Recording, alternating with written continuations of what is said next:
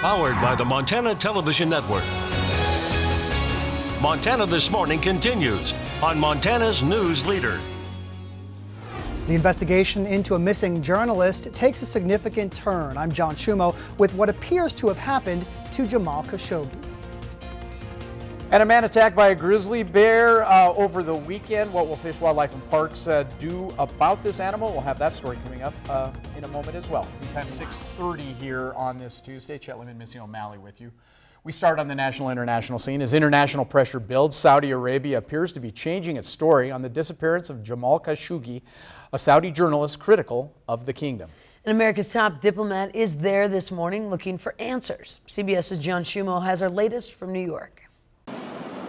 Secretary of State Mike Pompeo is in Saudi Arabia meeting with top officials about the disappearance of journalist Jamal Khashoggi. CBS News has learned that the Saudi government is preparing to say that Khashoggi was accidentally killed when an interrogation went wrong. I'm really sending him just to find out really firsthand what happened. President Trump ordered Pompeo to Saudi Arabia shortly after having a phone conversation with the Saudi king from the White House yesterday morning. I don't want to get into his mind, but it sounded to me like maybe these could have been rogue killers. The journalist has not been seen since walking into the Saudi consulate in Istanbul, Turkey on October 2nd. The Saudis originally said Khashoggi left that day unharmed. We're going to try getting to the bottom of it very soon, but his was a flat denial. Turkish investigators say he was killed in the consulate and dismembered. They searched the building for 9 hours yesterday.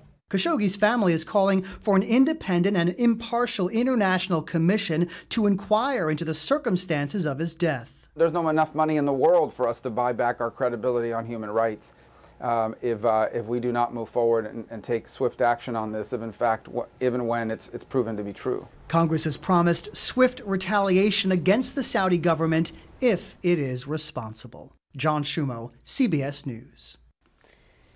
Now, in the 60 Minutes interview on Sunday, President Trump argued against backing out of a $110 billion arms deal with Saudi Arabia. Now, the kingdom promised to retaliate economically if that does happen. More to follow on that for sure. 6:32 now. Matt steps in to join us. Clear, beautiful skies this morning when I came to work. The downside, I had to scrape my window so I could see those clear skies before I actually could get here. So, yeah, I don't think you're downside. alone. Yeah, temperatures remain pretty chilly this morning. Again, the clear skies, beautiful moonlight last night. It's going to be pretty chilly for the next few mornings. But the flip side is daytime highs are going to start to go up. There's the 3-day forecast. For Dillon and West Yellowstone, you can see the Bozeman and Butte forecast much the same. Look for a nice rise in temperatures this afternoon. We'll talk more about that, plus your chance to do a little stargazing. That's coming up in just a few minutes. Thank you, Matt. It's now 6:33. There's a slight change of plans for President Donald Trump's visit to Missoula on Thursday.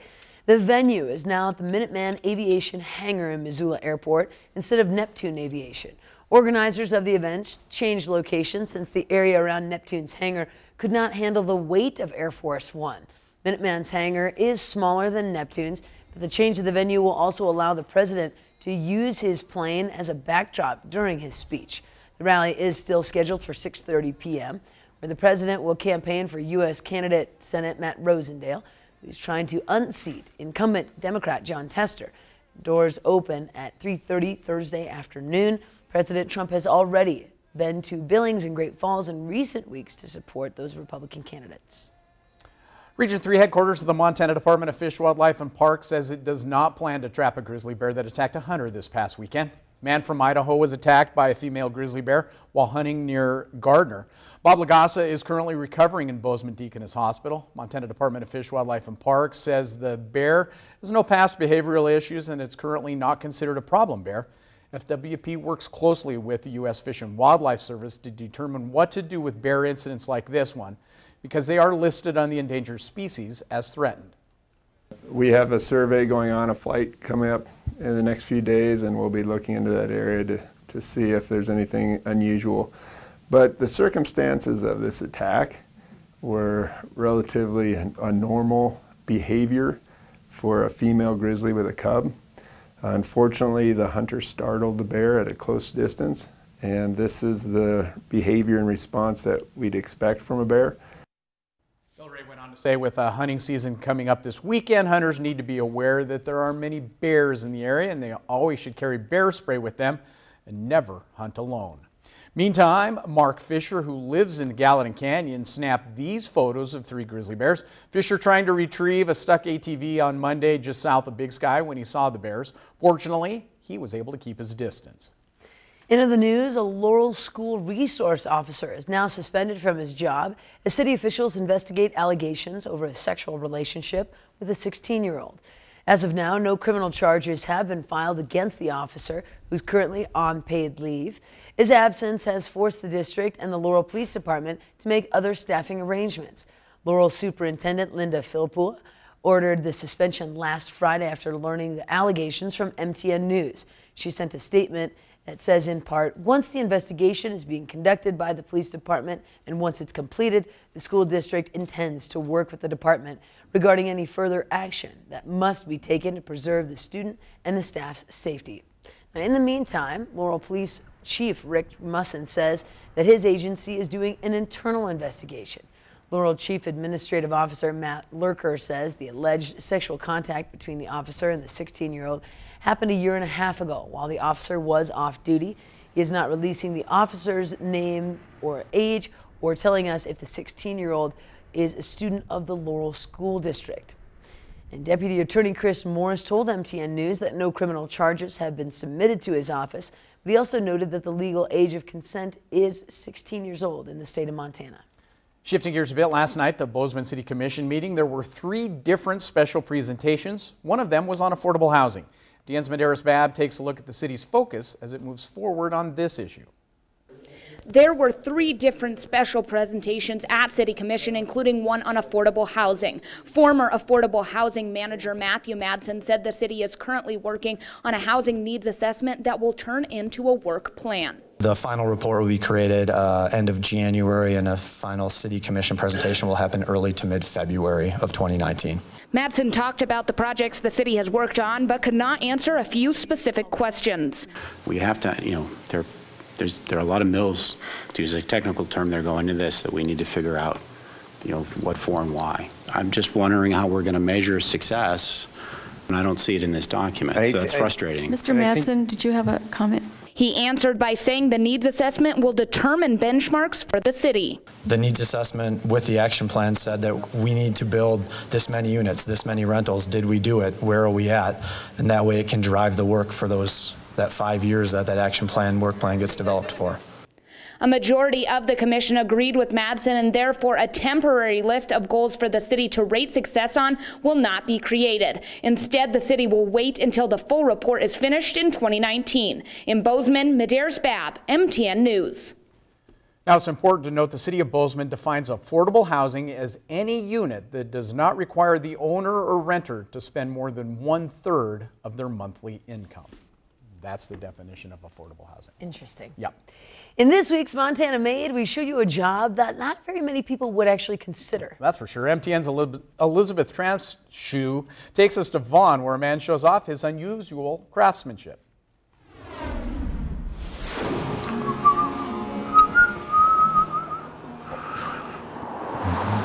Dusty, dirty place, but that's just part of the deal, I guess. I just think they're beautiful, and I think most people find them kind of unique and different. It's pretty easy. I know my dimensions pretty much off the top of my head, and I can build one in a couple days. Brad Opine knows he has a pretty unusual job. Gets people's attention, that's for sure. It's not the first thing I typically say, but I do say that I'm a casket builder. But he also knows that somebody's got to do it. And I always enjoyed carpenter work, and I did it all along, but just never saw fit to get into the business until somebody told me I missed my calling, I guess, and so I thought maybe they're right. For 16 years, Brad has been fulfilling people's dying wish. Well, it's a labor of love. Like I say, especially if you know who you're building it for. It takes him about 2 days to create these blue pine wood caskets. And each board is different. It's kind of fun to pick through them and find different characteristics that you can match up on a casket to make it have kind of the same theme. And typically, it's for someone he knows. You know, if I know who I'm building the casket for, it's a time to ponder them and, you know, how they've affected my life. So I gotta ask. Yep. Have you made your own? I hope there's one left. That's what I hope. I hope there's one left when I go. I'd sure like to be buried in one of my own. At the end, we're going to end up in one or the other, typically, in an urn or a casket, and so it's part of life. It's just, that's the way I see it. In Vaughan, Elizabeth Transu, MTN News. Now, if you wish to purchase an urn or a casket from Brad Opheim, you can find his information on our website. He's got a pretty good attitude about the whole deal. Great job. You know, Yeah. you've got an unlimited supply of customers, ultimately. Oh, boy. It's a good gig. Oh, geez. There you go. Louise. Coming up after a quick break, we're looking at Montana's 125 local contests for the state legislature. MTN's Mike Dennison gives us an overview. It's good that he thinks outside the box. But first, here's a look at what's coming up on CBS This Morning. Good morning. Ahead here on CBS This Morning, Secretary of State Mike Pompeo is in Saudi Arabia as the country prepares to claim missing reporter Jamal Khashoggi was killed during an interrogation gone wrong. We're in Istanbul as investigators wrap up an unprecedented search of the Saudi consulate. Analysis from former Homeland Security Advisor Fran Townsend. Also, we'll talk to a habits expert about how you can get a better night's sleep. See you at 7.